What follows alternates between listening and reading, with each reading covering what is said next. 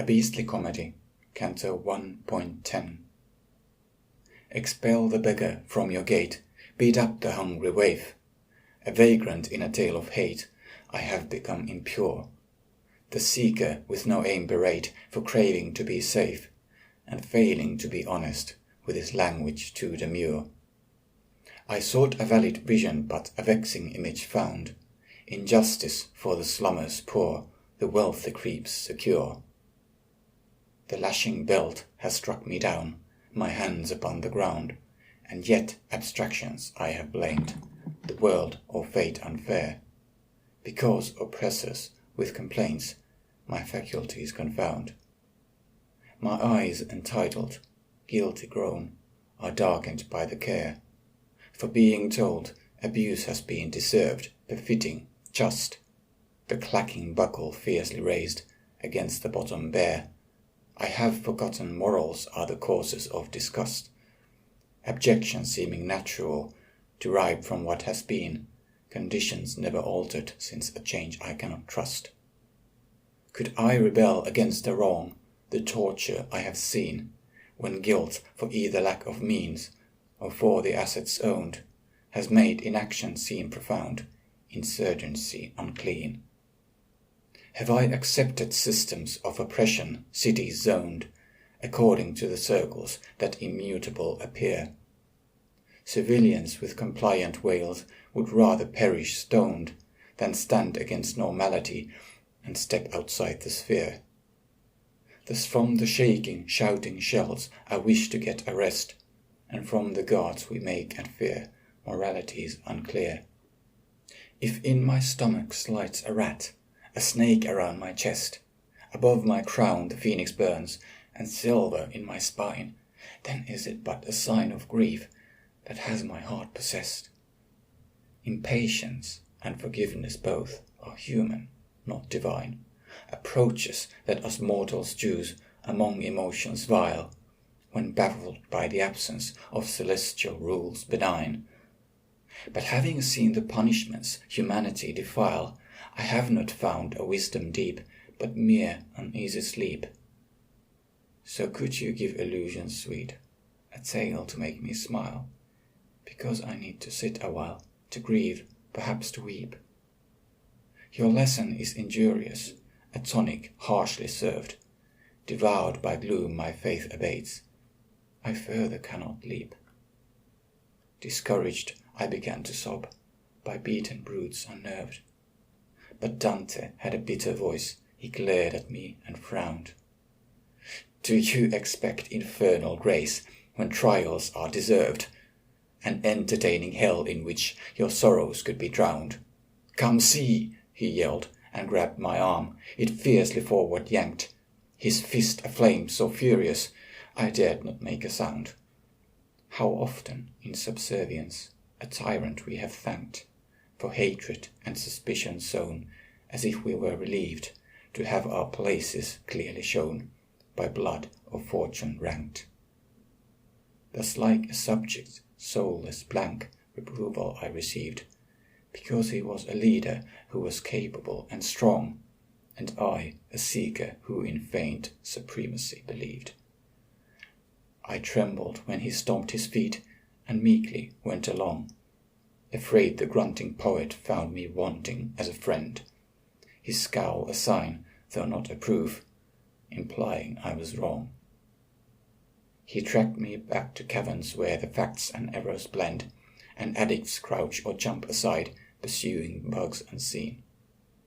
We passed before the dealers who their hideaways defend, the merchants mad with mescaline, conceiving mantids mean, who fight against imagined foes, thus even more insane than clients who are tramping in their codeine dreams serene.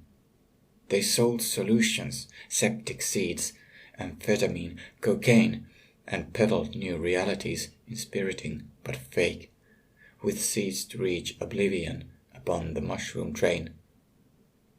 Do you expect your guide to be like pushers half awake, to drift between infernal sights, to ride the misty mare? Creators of confusion in the corners weakly shake, alarmed by devils, sucking sprites, the succubi not there, the influence of chemistry on attitudes they know, believing that their purpose is avoidance of despair, as if no truth were deeper than the angels in the snow, and only morphine matters when the poor begin to starve. With spindly legs, necrotic limbs, they further cannot go, but revel in delusions which the seeking spirit halve. They sold destructive syrups and salvation seeming true, destructive drugs that crimson lines on lonely faces carve. Exhilarating wonder weeds and pleasure plants to chew were common when on Tuscan soil this body had a lease, but I preferred illusions of the altar and the pew, the dreams alive in poetry, the hopes of godly peace. For if I must a world create, tranquility and trust will in my love for Beatrice develop and increase. You may escape a demon by ingesting angel dust, an ataraxic agent that consumes the screaming soul, the iron will becoming rust, you shudder in disgust, dependent on the substances that slowly take control. Belief can see the dead alive, make bitter lemons sweet, but what is left of dignity? Where is the gleaming goal when peace becomes a hunger for victorious defeat? Affection and redemption in the scripture I have sought, but some sufficient freedom find in having food to eat. Have I not deeper bliss achieved, relying on my thought, although they too experience euphoria intense, but needing their consumables, in craving always caught?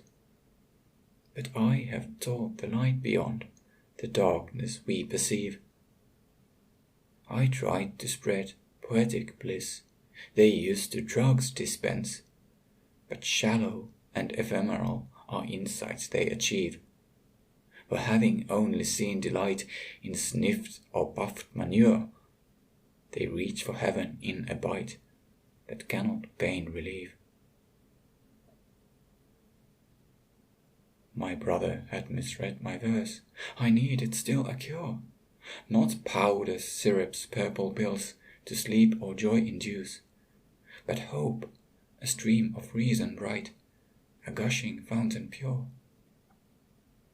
A flapping paper as a tongue, my teeth becoming loose, could not expressions clear produce a message of my dread, the larynx like a creaking oak because of his abuse.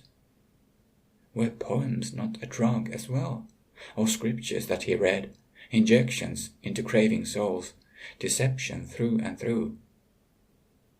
If words create perspectives, then the concepts in my head are stars that with their gravity distort my view askew. Emboldened by his sigh, I coughed, abashed, prepared to speak, submission being common, and explorers being few. I swore, if done the word to shout, I should not be so meek. No potions I desired to drink that numb the seething mind, but having smelled the charred remains and heard the sinner's shriek, I doubt you in philosophy sufficient solace find. The burden of this knowledge that upon my head you load is great enough to make a saint her teeth in sorrow grind. My self-respect and sympathy have started to erode superficial layers of the soul like mountainous terrain, as frozen sand is thawing fast and patches cold implode. Revenge divine does not refine the anger in my brain, so tell me there is purpose in continuous despair, lest I, diminished by the pain, will crumble in the rain. He said, forgive the odium, my reasoning unfair. Intentions seem immaculate, imperfect are the means by which a seeker learns to live forbearing and aware. Acquainted with the crawling crowd, I know redemptive scenes, yet cannot calm the storm within, as though we watched a play, with actors who perform the roles of dying kings and queens. Thus with a testy temper I have tended to survey offenders in the mountain and delinquents in the cave, and for a while forgot you have a will without a way. I thought you were dismissive of the guidance that I gave, and wanted false solutions and illusions in a daze, like corpses who unburied stay, yet fester in their grave. I have become accountable for virtues that you praise, and scared of having no finesse, the wisdom you expect. Between conviction and distrust, a teacher always sways, assuming that the pupils have the skill to facts collect, but fearing no belief is found among the tales diverse, although without assistance they will principles detect. In patience I have sadly shown, my comfort being terse, because my hope is greater than the kindness I have learned. I vow to give you more support, with visions getting worse, where eyes becomes deceptive and betrayers must be burned. The journey is not easy, but beside you I will stand, for every creature love deserves that needs not to be earned. So take my hand and fall towards the dark, unpromised land.